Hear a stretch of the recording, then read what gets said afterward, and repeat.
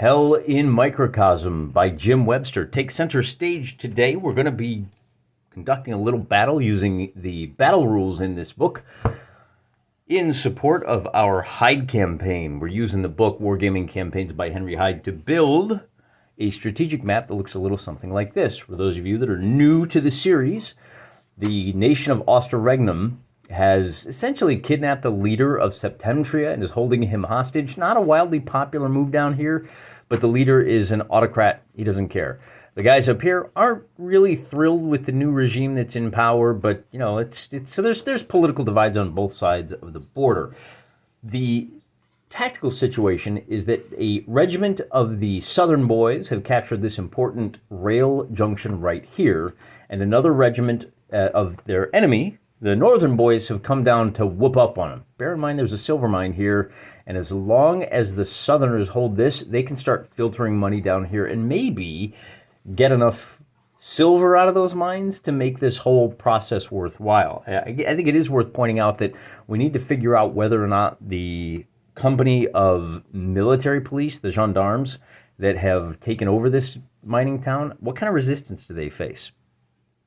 Because there may be partisans over here, but that's a little outside the scope of today's video. In our last video, we talked about how here's that all-important rail junction. It's just a little depot. There's probably like a night watchman or like a little offloading and onloading shop. There's a better farm down here. Probably has something to do with the soil types. The farms are around here, a little farming village. It's fairly small. Then it's being held by a battalion of the Southern guys. They have another battalion of infantry on Hill 213 and one battalion here at the depot. They have had 3 or 4 days to dig in, make some field fortifications. They've set their mortar company and their tube artillery. They just have basically the one battery. And so we're going to treat that with a range of about 5 kilometers, which just so happens, or 10 kilometers, which just so happens to be the distance that they can support either the town or the hill. But the artillery cannot support the battery. That's okay, because we have a medium armor company that is being held in reserve to support the hill or the depot based on, kind of depends on how the attack comes in from well, in this case, it's going to be from the west, not necessarily the north, because as you can see, we've penetrated into the northern country and they're coming from along this rail line. Immediately to the west, this is what the country looks like. You have a reasonably large village here. I guess we can send the trains down. The guys have offloaded, they've bivouacked, and the date is, if I remember correctly, July 12th. Is that right? Yeah, and then reinforcements will show up on the 16th. The Frugaford Cavalry, this is beast-mounted cavalry, will show up on the 16th, and I think the infantry will show up a day or two later. We don't have to worry about that. Today's the 12th. We're going to do this little battle. Question is, so we give them a bivouac.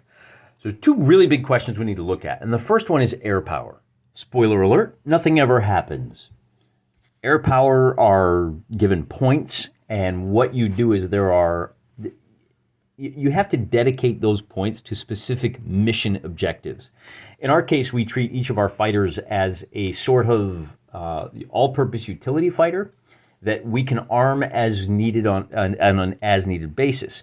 And you have to actually dedicate those. You have to plan 5 turns in advance because you need to make sure that your firepower, your aircraft, are being armed properly. So are we going with full air superiority? I'm just putting guns on them, just dogfighters. Or are we going ground attack, right? So we got our dive bombers. Are we going escort? More fuel, less firepower, but that way they can stick to the bombers, right? And then these liaison, which allow you to spot artillery. Remember, artillery can only spot about 1.5 kilometers, which is less than a centimeter on our table, such as it is. Here's our range. So if we can actually target 10 kilometers away, we can't see that far unless we have a spotter aircraft. But to get that spotter aircraft, we need to come at the air battle with more air power points than our opponent. Now, both of our nations have 5 air power points, and so we're just going to hand wave this away. Nothing ever happens. But for the record, there are it's an interesting little mini game where each individual battalion has its own integral flat cannons, their own anti-aircraft, but those are light AA. And then you also can have companies of heavy AAA. So after you do your ground attacks and bombing, you actually have to resolve a little combat between the AAA. And interestingly enough, you have the ability as a, where is it? So you take your air superiority points, subtract the difference. Whoever has more can use the leftover points for knocking planes out of the sky. But I really like, one of the things I like about this is the bombers can avoid heavy flak guns by flying low and fast, but then they have to eat the light AA. Alternatively, they can fly too high for the light anti-aircraft to hit them, but their aim will suffer. They actually face a little bit of a penalty on the attack run. And the attack run works the same way as we saw in combat last episode, and we'll see later in this episode. You roll dice based on what you got. So, our medium bomber would roll 2d8, and depending on what formation the enemy is in, so here's our targets. If they are in hasty defense, you roll a d10. And now, bear in mind, we're doing the attack first, so the air power attacks. And if the air power wins it's the same casualty table as the other. If they win by 6, they deliver 3 strength points to the enemy. I don't think the victor loses 1 strength point, because the next thing you do is the flak. But I'm not sure. In fact, it's a little weird. It doesn't say exactly when you work through this air power turn of events. Move the liaison aircraft. That's the spotters for artillery. Move all other aircraft, air superiority, surviving bombers attack, then the flak, then resolve the results of bombing. Air power is treated the same way as indirect artillery, so it can act as a support on attacks. But when does all this fit into the general turn? I don't know. I'm not going to worry about it, because we need to figure out how our Septemtrians are going to attack these 3 battalions. And last time we decided that they were going to go 2-on-1 against the depot. Remember, they need to open this up so they can get the trains running on time. Then they are going to send their 3rd battalion against Hill 213. And that battalion is going to be backed up by heavy armor, and it's going to be backed up by artillery. So what does that mean? Well, before we can get to that, we have to think about where exactly their assembly areas are before they start moving out. Oh, there it is. Yeah, it's July 12th. You can see there's a lot of eraser marks here. That's because I'm not entirely sure what I'm doing. Long story short, I had to do a little bit of calculations. These 2 battalions that are attacking the depot are going to time their arrival for the same time as this 3rd battalion attacking Hill 213. As you can see, it's a little bit further distance for the 3rd battalion. So if they want to get there at 8 a.m., we're going to start our workday. We're going to punch in at 0800. Well, they can move 1.5 kilometers every half hour. So what I did is I measured out 3 kilometers. So I said, okay, well, if they start at 8, that makes the 7, 6, 5, 4. Oh my goodness, they got to leave at 3 a.m. and spend 5 hours hiking to Hill 213. That's kind of terrible. But remember, they are really in support. And they're really trying to distract these artillery so that the main attack can be launched against the depot. And that main attack, they get to sleep in. They don't have to get up until like 0430, because their jump off is at 5 o'clock. I'm assuming the artillery are set up like a kilometer and a half away. It's far enough back. Bear in mind, these guys are too far away to shoot at each other. There's no spotters anyway, so that wouldn't work. But the 1st and 2nd battalion, they get to leave in 6, 7, 8, and then, 9 o'clock. Oh, well, wait a minute. If the attack, this is where they are at 8 o'clock. So the attack starts at 9. Yeah, the attack starts at 9 o'clock on the depot as well. All right, so we have 2 different combats that we need to work out. And one of the questions we need to answer first is, can the artillery hit these guys as they are on their approach? They're going to be within 1.5 kilometers for this one little half an hour, so I think they can. And ultimately, what's happening here is that on each of these hours, it's the attackers go.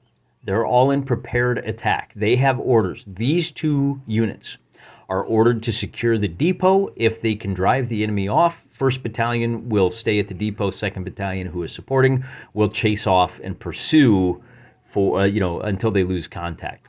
Alternatively, the guys on the ground have the option of turning to support the attack on Hill 213. The 3rd Battalion down here, if they can secure Hill 213, they are ordered to pursue and chase these mortars back off down to the little village down here. That is all they're required to do for right now. That's probably all the time they have for the day anyway. Now, as you can see, this unit comes up just a little bit short. We have spotters. They're in radio communications. It's modern day, not a problem. So how do you do artillery fire? This does take place after the melee attack would occur. So here we go. Your infantry cavalry against direct. All right, we are in prepared attack. So the Septemtrians are going to roll a D8. Any modifiers? I'm assuming everybody. Here's what we'll do for these veterans green. Nobody's veterans until after this first battle. We may declare, if one of these units is really good on either side, we may give them a little bump to veteran status. But for now, it's just going to be standard. So really all we have is on the, because it's, well, armor, let's see, what does it say? Against direct and indirect. Yeah, this is infantry. So we're in prepared attack. So we're going to be rolling D8. Then you take a look at the artillery that's firing. Oh, I'm sorry. Yeah, that's the target modifier. Now, if they are damaged, if there's only 6 strength point, there's not as many guys. Oh, they get a +2 advantage die shift. That's why this goes up so high. Because if we were reduced to half strength, there's not as many guys to hit. The artillery is not going to be as effective. So we'd actually be rolling 2d8. Right, so that's our defenders. But the attackers, what do? Well, Jim doesn't help us out. He says, oh, the range for the artillery is, lol, I don't know, look it up. Like, go to Jane's, I think that's a thing, and look up exactly. So I went to Infogalactic, which is like Wikipedia, but without grids. And I just kind of said, all right, well, like, what's a typical artillery look like that has a range of about 10? Here we go. Got to measure, right? I said I want to put these guys about 10 kilometers back. So that's 5 centimeters there. Remember, 2 kilometers to the centimeter. It's 2 kilometers to the centimeter. So I say, yeah, okay. And then these are big. I think it was like 120 millimeter and mortars, heavy mortars there. So I'm going to go ahead and roll the D12. I'm going to assume that we've got mortars up to 170. Let's just go with the D10 for the attackers. Okay. Are there any die modifiers? Well, again, there are some of these shifts. Are there modifiers for terrain? I know that's your next question. And the answer to that is, I honestly, I don't know. I got to look. So we are doing a bit of a fumble through here, aren't we? Well, there's the casualty table. Field fortifications, they're not in field fortifications. We're not in built-up areas. They're not wearing NBC gear. Infantry and cavalry, open ground doesn't make a difference. Yeah, so there's no modifiers on this, so it's just going to be the D8 versus the D10. And I just so happen to have color-coded dice. 7 versus 8 means a difference of 1. We go to the casualty table. The loser loses 1 strength point. Oh, victor loses 1 on an odd number, but because, again, we're doing long-distance fire, the attacker can't lose any, even on the odd number. So if the victor rolls an odd number, oh, and he didn't anyway, so that doesn't matter. Result type A, fighting continues in the same place. Ultimately, what that means is that the artillery fire here on their turn has reduced the strength point, and I wrote a little 15. Where we're going, we don't need miniatures. So that's 14 strength points before they've even made contact. Now we go to Force Blue, that's Team B, and their orders, by the way, are hold your ground, fall back behind Hill 213 if you lose the depot. If you lose Hill 213, then radio ahead so these guys can start breaking down and then basically fall back into this village right here. If we want to launch any kind of a counterattack, we have to change those orders, and that means rolling on a table that we'll look at a little later. As it is, so that was the 8, let's see, 6, 7, 8 o'clock, and then 9 o'clock hour, and that's where we get to right here. And I think what we'll do is we'll hold off for one more turn, and we're going to do both of these combats. So again, we have, let's see, side A fights. So they've stopped here and here. They don't have any artillery. Oh, they do have artillery support. I might have done this backwards. Let's see. Side A conducts a long-range fire between units not in contact. So actually, this artillery should have been launching at the hill. And then this one launches there. So let's do the side A's artillery fire. I didn't do that. Let's calculate this. I'm not going to go through this whole sequence every time, but I want you to get comfortable with how this works. So when I say, okay, here's the dice that we're rolling, you'll know exactly what we mean. Now, in this case, because we're not in a built-up area, but we do have infantry in field fortifications. Prepared fortifications, bear in mind, are where you've got pillboxes. We don't have that. The Osterregnans only had a couple of days. So field fortifications is basically foxholes. You know, they probably cut some timber down to give themselves some roofs. So they're going to be rolling at a +4 altogether. And I think otherwise everything is the same. There's pretty matched force. The forces are very equally matched. So once again, but this time our targets are in prepared defense. So they're going to be rolling a D12. And the attackers are going to be rolling a D. What was it before? So that's your targets. D12 +4, and the attackers are going to be rolling a D10. So D12 versus a blue D10. So this time the attackers are rolling, and they get a woo in the D12. So they're going to lose, right? So the defenders roll a 13 to 3. A lot of sound and fire, boom, boom, boom, signifying nothing. So the artillery doesn't have any effect that turn. And then the team blue fires, and now we're ready to move on to finally these two infantry attacks. So let's do the attack on the north first. Start with your troop quality. Remember, we're normal infantry in both cases. They're at full strength. Both forces are going to be rolling a D12. Since we have 2 battalions on the attack, we're going to work out the defender separately as if he'd faced only one attack. Each attacker gets a roll, the defender gets a roll. We combine the totals for the attackers and the lone result for the defender, read the totals, the side with the highest cumulative has 1 overall. That means I'm actually going to be rolling that D12 for both the 1st and 2nd Battalion on the part of the Septemtrians. But then you also compare the 1 die roll for the defender to each of the individual die rolls for the attacker. Let me just show you how that works, but we need to work through the rest of the modifiers first. Of course, as I said, our attackers are in prepared attack. They're going to be at +2 on the die roll. The defenders are in prepared defense. That's going to be at +2. Okay. I think is that about it? Terrain modifiers. Field fortifications. +4 for the defenders. So the defenders are at a total of +6. But the attackers are also going to be at +3 because they've got artillery on the support. No, that's wrong. The artillery is supporting the attack on Hill 213. So the attackers are only going to be at a total of +2. The defenders... So here's our attacking dice, and we'll call the blue die 1st Battalion, the black die 2nd Battalion, and then the defenders have this, and the defenders are going to be at a total of +6.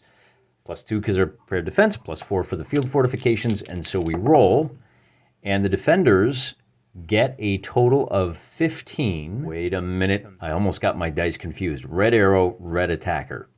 All right, so this becomes a 12. This becomes an 11, and this becomes a 14. So the first thing we have to do is add these together. That's 21 +2 +2 is 25 versus 12 for a total differential of 13. And if you look at the casualty chart, on a 13, the loser loses 5 SP. The victor loses 1 on an odd number. And I take it that means that the victor, so this first unit here is going to lose 1 strength point. If attackers are victorious and are armor, mechanized, or cavalry, they break through. Well, that's not us, okay? The attackers retain their mode. If the defenders are victorious, the attackers are thrown back. Well, the attackers were victorious in this one. And they are going to do 5 strength points. So that's what this blue arrow is all about. The Osterregnums are thrown back, and they are reduced to 10 strength points. But we also have to do this the other way. Because the guys in front lost by 1, they're going to lose 1 strength point. So they go down to 14 strength points. The guys in the front, of course, won this outright, 14 to 12, so it doesn't matter. But in addition, these guys are going to be thrown back. So they launch their attack, they do really well, but these two are going to switch places. So the 1st Battalion falls back, and 2nd Battalion carries through. But I don't see anything here that says because they're infantry, they have to stay right there on this turn. If they're victorious and are armor, mechanized, or cavalry, they break through and continue up for 1 more move. The defenders lose any prepared defenses they were holding. So we'll take a look at that in a second. I want to figure out what happens on this 2nd attack down here on the hill. So I don't need this 2nd one. And in this case, once again, our blue defenders are going to be at +6 on the die roll. And our attackers now, a little bit different, right? Because we have, well, the artillery will cancel out. They're both at +2. Don't need to worry about that. But the attackers now are supported by heavy tanks. So the defenders are still at +6, but the attackers, because they're attacking in, I guess, I don't know, is it close ground? Armor is at +2. If it's open ground, but is it a built-up area? I think because they're field fortifications on the hill, we're still going to give them the +2. That means that the attackers are only at +4 on this attack, and the defenders are still at +6. Oh, Osterregnum, you guys are just, you don't have your head in the game, do you? So 8 versus 11, that's a difference of 3. And this time we do have, well, hold on. Loser loses 2 strength points. Result type B. Losers are rolled back 1 formation depth. So the losers fall back to here. And now this medium armor has a difficult decision to make. They also lose, what is it, 2 strength points. So they're down to 13 strength points. And the victors are going to carry that through, and they're going to be on a hill 2-1-3 without suffering any casualties of their own. Now play kicks on over to the counterattack for the Osterregnums. And they have to decide what to do with this medium armor company. Up here in the north, this 1st Battalion of the Osterregnums is automatically pushed from prepared defense to hasty defense. Now, they can attempt to counterattack, but that means a change in orders. And because they are in prepared defense, they want to go to counterattack. That means as a normal unit, they have to roll a d6, and they have to roll a 3 or better to be successful. So let's see if they can do that. It takes 1 turn to go from travel. Let's see. It takes 1 turn stationary to go from hasty attack.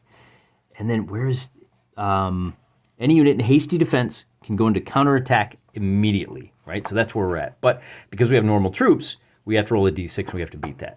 So on a result of a 3, they can go on the counterattack, but that is a hasty attack, which you will remember if we zoom out. When you are in hasty attack, well, first of all, they're reduced to 10 strength points.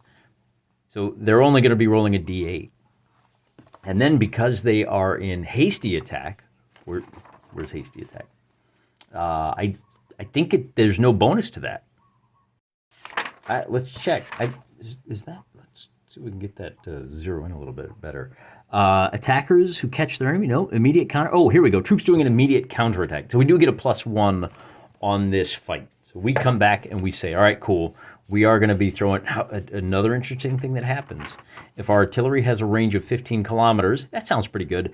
The artillery over here is out of range of this attack. See, check it out. There's your artillery park. Oh, they're too far away to support Hill 213.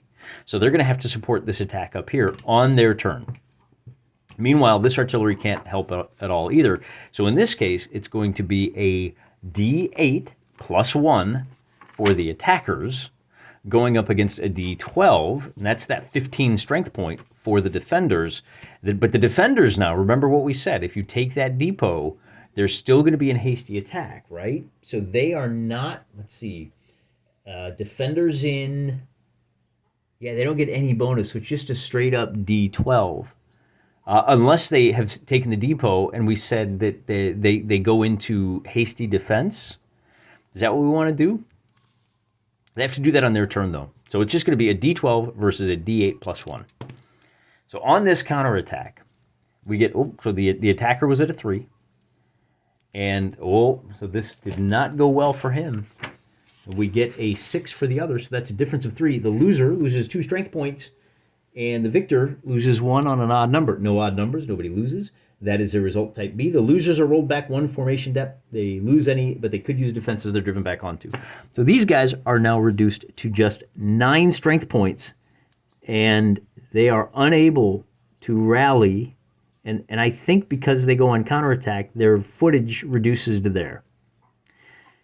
And I guess these guys have to follow up, right? I think red is sitting on the depot, but they're still in prepared attack.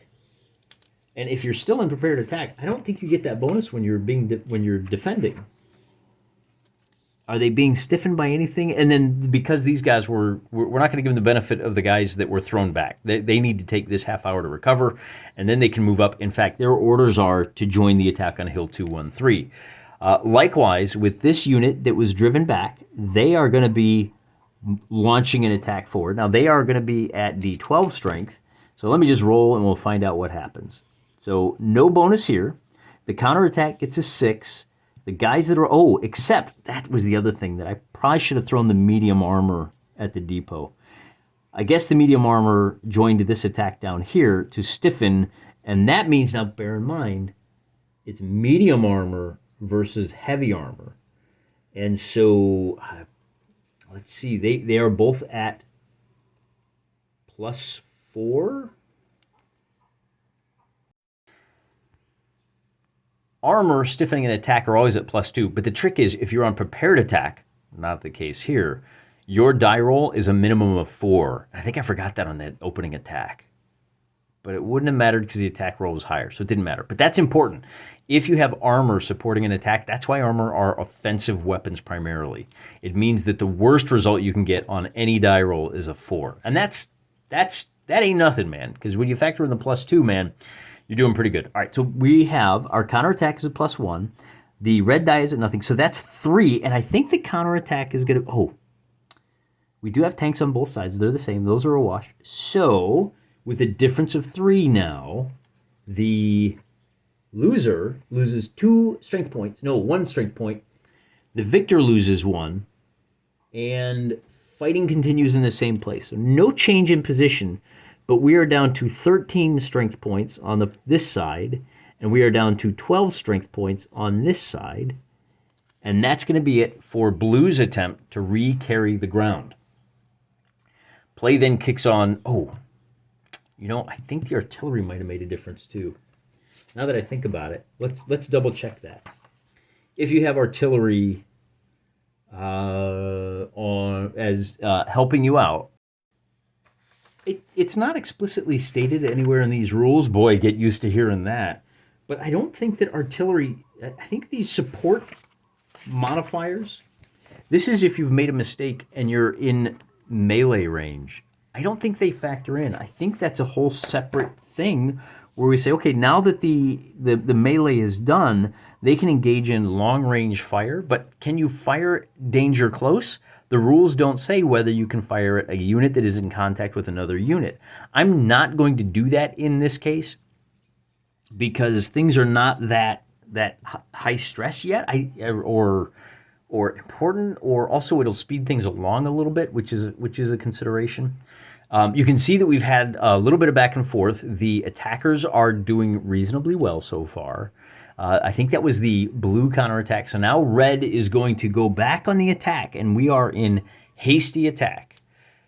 Both of these forces are going to be driving on the Osterregnen that is down to just 9 strength points. Because he's at 9 strength points, again, he's going to be rolling a d8. He is in hasty defense, which means he is going to be, and he's not, but we'll send the tanks in this time. So this time the tanks are going to come up here, and they're going to assist with this. And so that gives them an extra +2 to their die roll. This is not a counterattack. I think what it is, you know what we need to do? We should check. We are in, we counterattack once, but then we drop back to prepared defense, and we want to launch a hasty attack. We need to roll a 2 to make that happen. We get a 6. So they are successful. So now we're going on a hasty attack. And so the blue, that's not true. We're still on prepared attack. The red are still attacking. So these guys are now in prepared defense. They automatically go to prepared defense. That's what it is. Okay, but the red is still on prepared attack. They are still are they at 15? I don't think they rolled a d12 anymore. They are at strength. They're not at strength 15. They're at strength 14. No, they traded places, didn't they? So the guys in the back there, they are still at 15. So they are going to be rolling a d10. The support attack is going to be rolling a d12. So the leader is a d12, the support's a d10, and the defense is at an 8. The defense has the support of armor, so this will be at +2.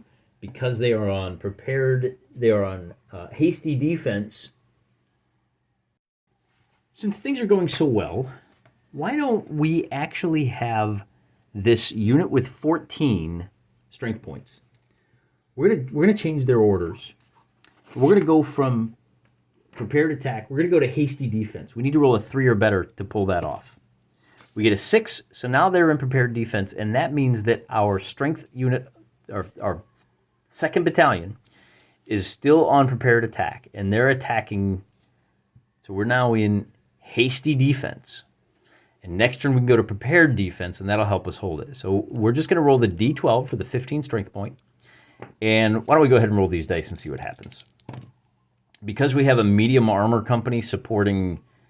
Oh, no, they're not supporting. This is the red attacking, right? So it's just going to be the 9 plus 2 for the prepared attack. It's going to be an 11. And then the 3, they don't have any support. They don't have, they're in trouble, aren't they? Do they have anything else going on? They don't have any field fortifications. So they are going to be at a total of... target of artillery fire is at -1. Oh, that's what artillery fire comes in. It reduces your attack by 1. Okay, that's kind of buried down here. That's the only thing I have. So if you're being shot at by artillery, you're at -1. Nobody is here. So this is going to be a total of 11 to 3 with a casualty differential of 8. The loser loses 4 strength points, and he goes down to just 5. And now we have to start thinking about morale. This is what I wanted to get to. The result type B or C, they are going to be driven back once again. And of course, those tanks are actually supporting in this direction. So I got to make that change and edit. So these guys are going to be thrown back to here. And they're going to be, I don't know, they're in trouble because they are in hasty defense. And they are down to just 5 strength points. Then we deal with this second attack down here where you've got a D10. So that is, we're going to need a blue D10 for the defenders. They are stiffened by tanks, but so are the other guys. So those negate, and these are both D10s. And I think that's going to be about it, except that the red die, as the attacker, is going to be at +2. So the red die gets an 8, the blue die gets an 8, and fighting will continue for another turn. Although, the mortars mean it's -1. If these guys are now attacking and lending support, but again, it's danger close, right? So maybe that's what it is. They have to be very careful. So because they're attacking a melee, all it does is reduce the other side's total. But is that true for whether you're the attacker or defender? I think I don't know. It's not entirely clear to me. I know Jim swings by the comment section once in a while, so we'll wait and see what he rules on that. Fighting continues in the same place. Wait, did I get that backwards? They both have +2s, and then okay, well, I think we're good. So let's take a look at morale, because you check morale at the bottom half of each turn. And we have to go past air, where is it? Just before air superiority. Here we go. So the reason we haven't talked about this yet is that whenever a unit faces a crisis, right? So if we suffer casualties from artillery, we haven't been checking. But it didn't matter, because what you're going to do is roll a normal D6, right? Here's our normal guys. If below half they're starting, then roll 1 die higher. Oh, if you're below half the strength. So we now have to roll, let's see, veterans would roll a D6. Yeah, it actually goes up 1. So we got to roll a D8 now. And this is the first time we've got 5 strength points. Because we're beyond 50% casualties, remainder of formation is withdrawing, the unit is broken through, attack went down to half strength, right? So if we're asked to attack, so those guys can't attack anymore. But long story short, we have to roll a D8, and we have to roll under our current strength of 5 strength points for these guys. So that means on a 1 through 4, we succeed. And on a 6, we fail. A unit may reroll the die if the die roll equals your current strength. So if we'd rolled a 4, you won't advance. You'll form hasty defense. If it rolls up to 3, that's us, right? We roll 4, 5, 6. We are within 3. It will withdraw in hasty defense to a position 2 clicks from the enemy. So that means they're going to, and that's basically what happened. They withdraw to base, and then they basically are going to wind up right about here, actually. So they withdraw the 1 base point. They fail their morale, and so they're going to wind up right about here at the base of the hill. If it rolls more than 3, it disintegrates and reforms behind the nearest friendly unit. And I'm going to assume that that means the nearest friendly unit, period. So they would reform right about here. And that is going to be the end of their turn. So they are now in prepared defense. But they cannot attack. So they now need to fall back to the mortars. And that's going to be what they do on each of their turns. These guys are going to wind up, so they're not going to pursue. They don't have orders to do that. They are now going into prepared defense. But this second unit won't be able to attack on the first turn. If they move through the depot, they're about 3 turns away. So we're going to have to fight these battles one more time. And I think, given that the perimeter is collapsing, I think the survivors are going to execute a fighting withdrawal. We'll do one more combat here just for giggles, okay? It's both of these, and then the only guys that get a bonus are the red die, and that's why I think, yeah, so the red die, the attackers go to 10, they stay at a 3, so with a difference of 7, we get another big loss. The loser loses another 3 strength points. And the thing that I glossed over there, so they go down to 9, is that as long as you're above half of your strength points, you're going to pass every morale check. It's not until you get below 50, then these average units, once you get down to 7, now there's a chance that you're going to fail your morale. That's why I haven't been rolling to check.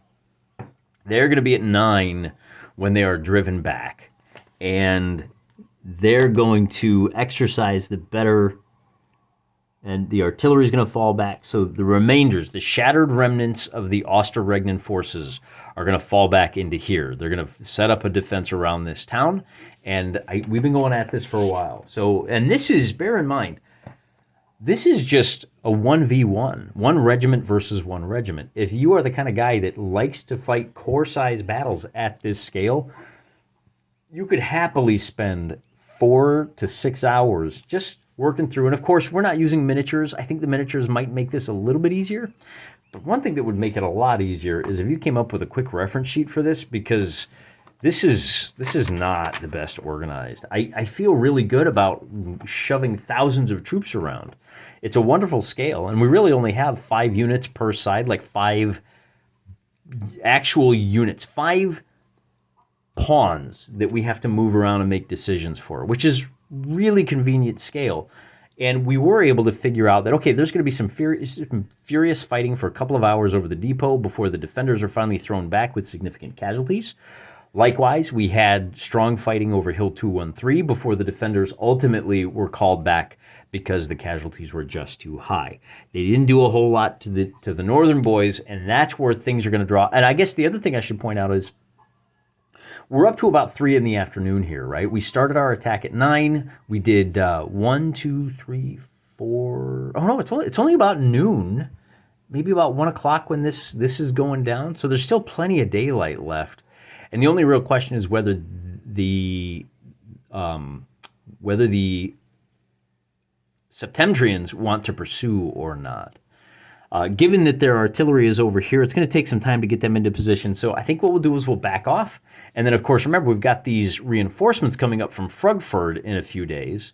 So maybe those reinforcements will be able to stiffen this. But I'm going to step back, and we're going to go back, and next episode, we'll do things on the campaign scale and figure out what the full ramifications and fallout of this Battle of Hill 213, or is it the Battle of the Depot? Well, the victors won, so they're going to call it the Battle of the Depot. And figure out what happens with the rest of the campaign. Maybe air power would have made a difference. Who knows? Hey, kind of a long one today, given what we're dealing with here, but it really feels like you are a regimental commander. I'm not worried about individual weapons placements. I just want to know whether my tanks are supporting this battalion or this battalion. And this game works really well for that. So despite all my complaints, I'm rather enjoying this new style of pen and paper mass combat, but like zoomed way out, and I feel like a real general. Maybe you will too if you give Hell in Microcosm a try. Hey, until next time, guys, I'm praying for you.